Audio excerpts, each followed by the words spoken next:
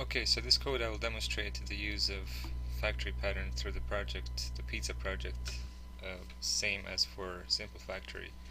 So let's start with data access layer where I have a pizza access class, and here we'll just create a data set that will have items. Each item is going to have a unique ID, like we explained in the theory, but it also have another grouping,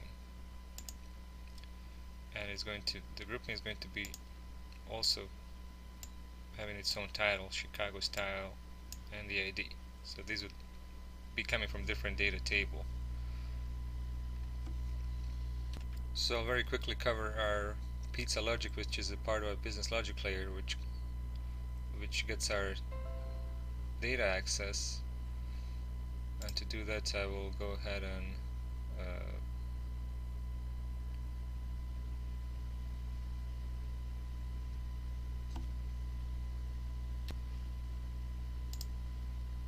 I'll go ahead and collapse two definitions. So here we have another data set that gets all existing pizzas, another data set that gets pizza types by region and uses these helper methods to do that.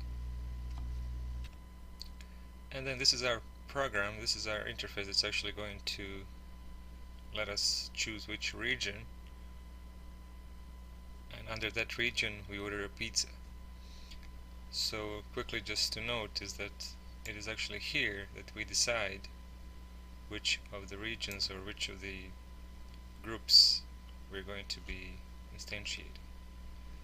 But let me just run it really quick just to show you the user interface.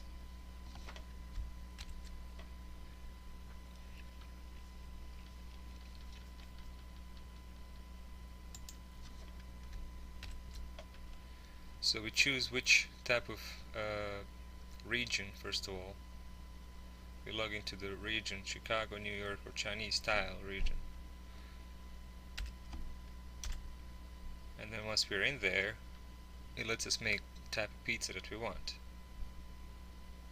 So that's the key behind using the factory method, is this is what it solves. So in order to do this, next we need to go ahead and create another class which we call a pizza store.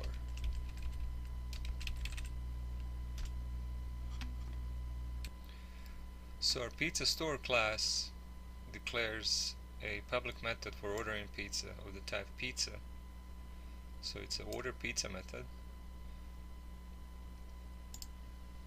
and it calls all the methods that are needed to make the pizza: prepare, bake, cut, and box. But this is the key right here. It calls create pizza method, which is actually its own abstract method that is going to be implemented in its child classes.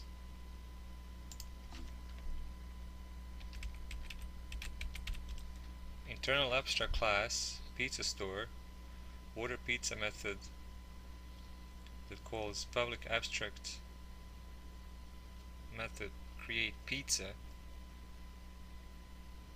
on itself. So well, it looks like it's calling on itself, but since it's abstract, it's calling this method for each of its child classes, or each of the classes that inherit from it. So to get rid of the squiggly lines, let's go ahead and create a pizza class. So I created a pizza class that has these four properties, and it also has this array list that are all the toppings, and then it will give us what it's preparing, baking, cutting, and boxing. So the next thing that we need to do now, since we have a pizza store with the order pizza method that creates a pizza, but now we actually need some factories that will create the pizzas. Now we have only the parent object. So let's go ahead and create the two factories to make two different regions for now. So here we have to now, since we are going to go ahead and inherit from our store, pizza store, we have to implement our, override our pizza, create pizza method, which is that factory. That's why it's called factory method, because it's a create pizza method we have to override here. And now each one of these will be creating this type of pizza, which is the actual item. So inside of each item we can do some things.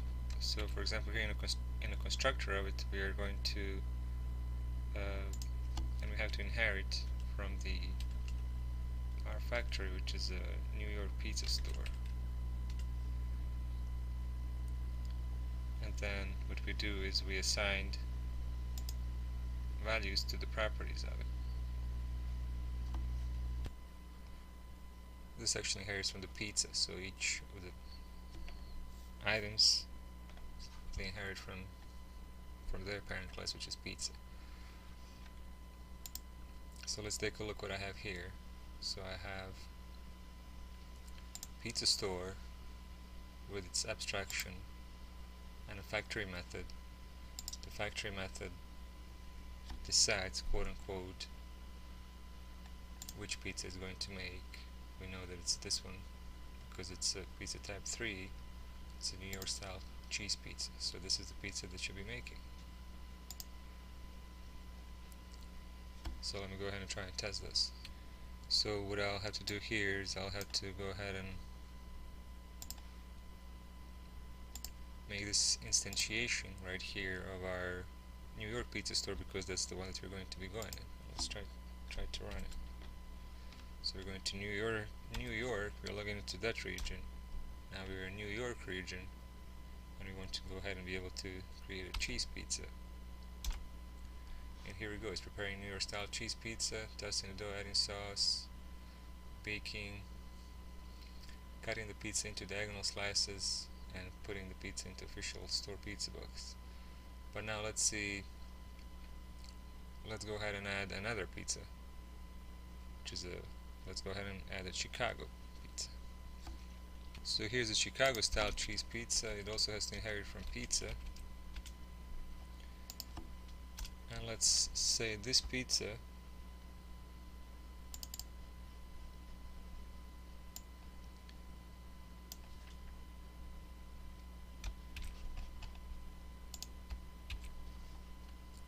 has these properties, but we also want to cut it into square slices.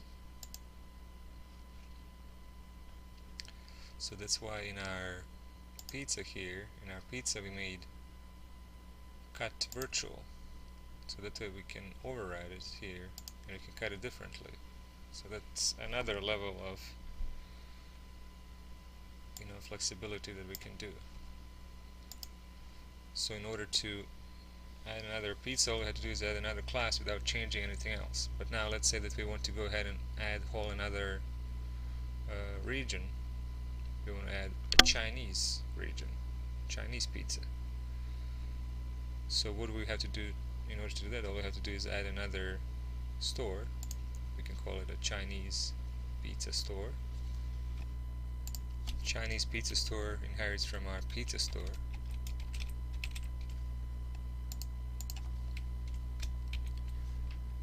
And here we put our override. We have to override it with its own create pizza method, and it will create its, if the selection is 5 on our program, it will create Chinese style pizza. We can have multiple selections.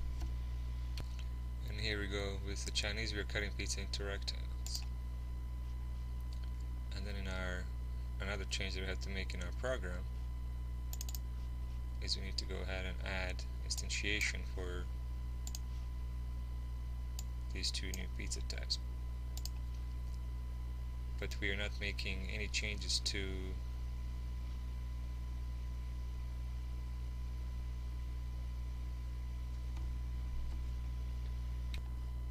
code. We are just adding here in the program, but we're not even making any changes anywhere in our code other than adding the new items. Previous items are not being touched, and that goes with the principle that's called open for extension and closed to modification. So let's run it and demonstrate really quick.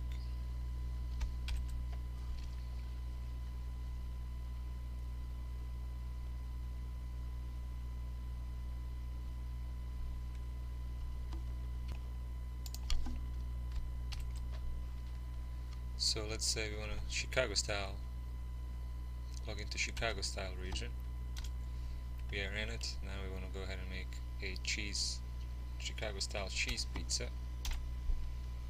And there's an error. So I just had a wrong ID here. So let's go ahead and run it again. Chicago style pizza, log into the Chicago style region. Go to cheese pizza, and here it is.